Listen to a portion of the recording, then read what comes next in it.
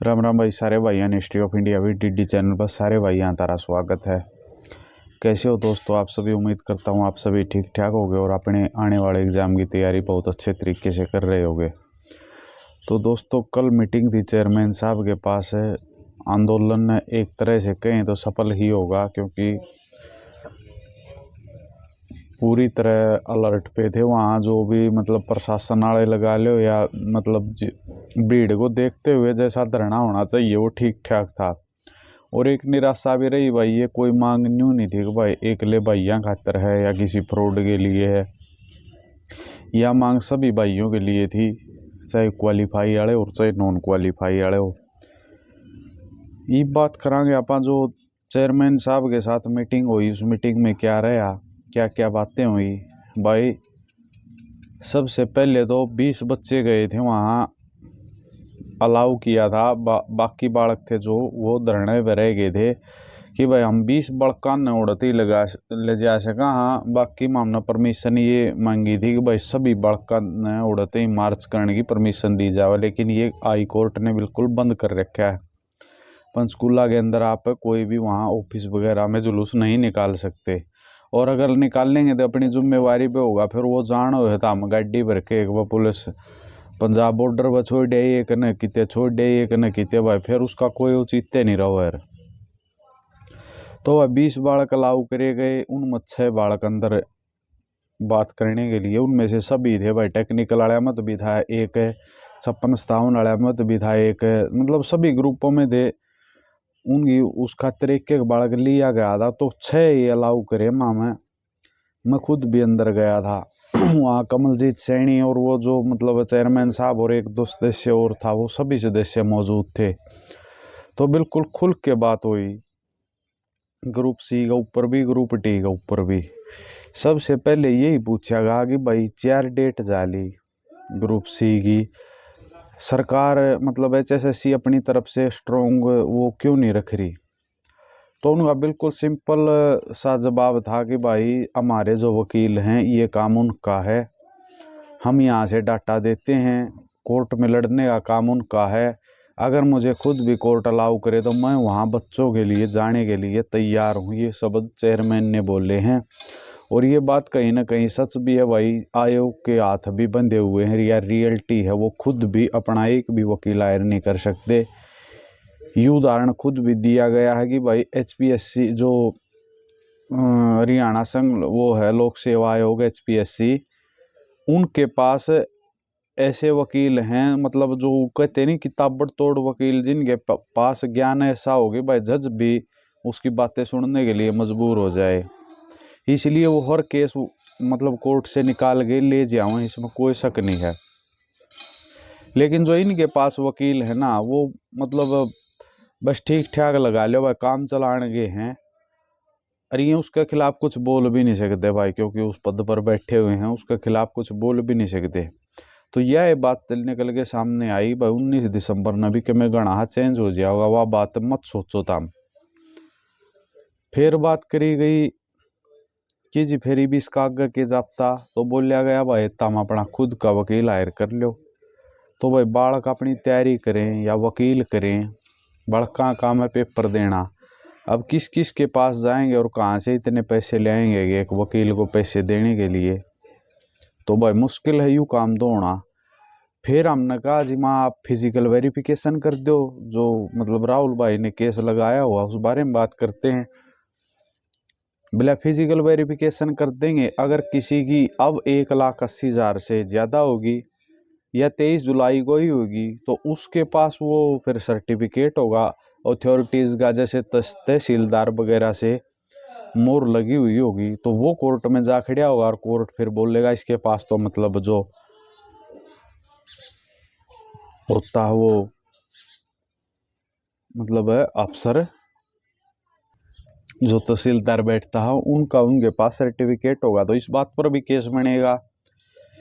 फिर बात सामने आएगी भाई आप जो ये बोल रहे हैं कि वो पोस्ट का 4 गुना करोगे या ग्रुप का, तो उनका स्पष्ट तौर पर कहना था, इसमें क्या झूठ है कि भाई हमने 10 बड़का का भला चाहा था भाई, कि 10 बड़का भला हो जाए। जो मैक्सिमम संख्या दी हमने वह इसके अंदर डालने की कोशिश की थी।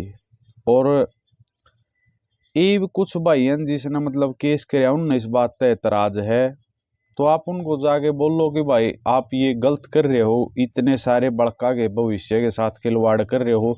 चलो जिसका नाम नहीं आया उनके साथ तो गलत हो गया, लेकिन अब इनके साथ और भी गलत करने जा रहे हो, मतलब ये आपको कभी माफ नहीं करेंगे भाई जिन्होंने केस किया है। अगर पोस्ट का 4 गुना हो जाता है तो हालांकि वो खुद भी ये करके राजी नहीं, लेकिन भाई कोर्ट का आगे सब मजबूर हैं, जो कोर्ट का फैसला होगा वो मान्य होगा। फिर हमने बात करी कि भाई आप एक्स्ट्रा बच्चे हैं जो उनका अगर मान लो ऐड हुए हैं वेरिफिकेशन के बाद लगा लो, या जो योग्य और बचते हैं उनका अलग से एग्जाम ले लो। तो उनका कहना है कि भाई यू काम भी कोर्ट करेगा, कोर्ट न छटे दे दिया यू। यह बात आप कोर्ट को समझाइए कि मतलब भर्ती होनी चाहिए, तो भाई एक आम बालक कोर्ट ने कैसे समझा सके, कोर्ट के चक्कर लगाए, अपनी तैयारी करे या क्या करे। और ये भी माननीय कोर्ट ने देखना चाहिए, न्यायालय ने देखना चाहिए कि भाई इतने सारे बच्चे परेशान, जो डिसीजन देना है वो दे दो जिस तरफ से मतलब भाई देख गणा तो बेरा नहीं इसका न्याय प्रणाली के बारे में, लेकिन जो भी डिसीजन देना है वो दे देना चाहिए भाई। स्थिति बिल्कुल स्पष्ट है, या तो कैंसिल कर दो या री एग्जाम ले लो, जो भी फैसला देना है वो दे दो। और इसे ऐसा फैसला देना चाहिए जो 10 भाइयों का मतलब अकमो मैक्सिमम बालक उसका फायदा उठा सके। हमने कह दिया जी माँ आप क्वालिफाई की तरफ चले जाओ, फिर बोला क्वालिफाई हम कर नहीं सकते, तो मतलब क्वालिफाई तो भी बिल्कुल भी नहीं हो सकता किसी भी कीमत पर क्वालिफाई। हालांकि उन्होंने ये भी कहा है कि भाई 1.5 लाख वैकेंसी अब आने वाली हैं, उसमें 15 गुना या क्वालिफाई, वो भविष्य ही गर्भ में क्या होगा क्या नहीं। फिर मन ने पूछा माँ जी इब जो कर इलेक्शन आ गया, खट्टर साहब ने भी आज अखबार में डाली है कि भाई हम तो लोकसभा के साथ भी चुनाव में जाने के लिए तैयार हैं, तो वो तो चले गए। तो फिर वो कहते हैं भाई कमलजीत सैनी कि भाई फिर अगर सरकार बदलती है तो तारी योग्यता यहाँ खुट्टी पे टंगी रह जाएगी। ये बात हम देखो माँ जी, ये भी एक बात स्पष्ट बताओ, इलेक्शन से पहले भर्ती होगी या नहीं होगी? ग्रुप डी दे के जाओगे या सी? तो नहीं बोलिया ग्रुप डी तो दे के जाएंगे भाई हम। और अब वहाँ पर ग्रुप डी के ऊपर वो बोल रहे थे कि हमने पोर्टल तैयार कर लिया है। एक बात और थी माँ जी, एक बात और सुनना में आई है, 5 नंबर के ऊपर भी माँ पहले तो ये क्लियर हो गया था, इब सटे के ऊपर हो गया नहीं बोला, इस बात पर कोई भी सटे नहीं है। और जो प्रोविजनल रिजल्ट आएगा वो 100 नंबर में से ही आएगा।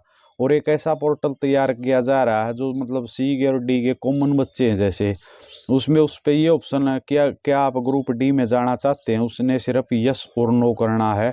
उसके बाद वो सारे विभाग खुल जाएंगे जो जिसमें उसने ज्वाइन करनी है, उनके ऊपर आपने टिक करना है प्रेफरेंस वाइज, एक तरह की वो प्रेफरेंस ही होती है। तो प्रेफरेंस वाइज उसमें आ जाएगा वो, और फिर आप उसमें से सेलेक्ट कर सकते हैं। फिर आगे बात पूछी कि भाई ग्रुप डी का रिजल्ट कब आएगा, तो उनका कहना था 15 दिसंबर तक संभव है, और 15 दिसंबर के मतलब बाद ही आएगा, तो पहले तो आने की कोई गुंजाइश नहीं।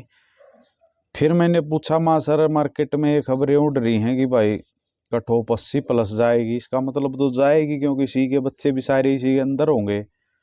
तो उन्होंने कहा कि भाई देखो 80 तो हमारे पास तो अभी तक आंकड़ा है नहीं, एनटीए के पास आंकड़ा अभी तक एनटीए के पास ही रिजल्ट है, हमारे पास तो रिजल्ट भी नहीं आया।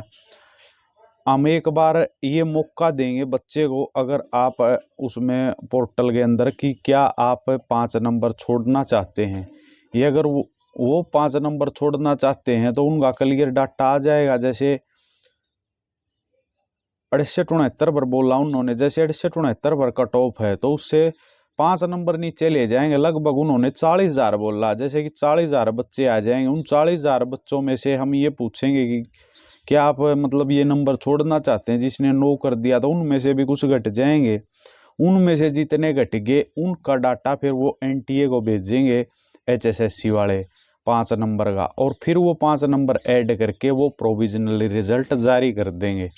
वो प्रोविजनली ही होगा। और फिर वो प्रोविजनली रिजल्ट जारी करने के बाद जितने भी 35, 36, 37 जितने भी 1000 बालक बचे हैं उनका डॉक्यूमेंट वेरिफिकेशन होगा और उसके बाद फाइनल लिस्ट लगेगी।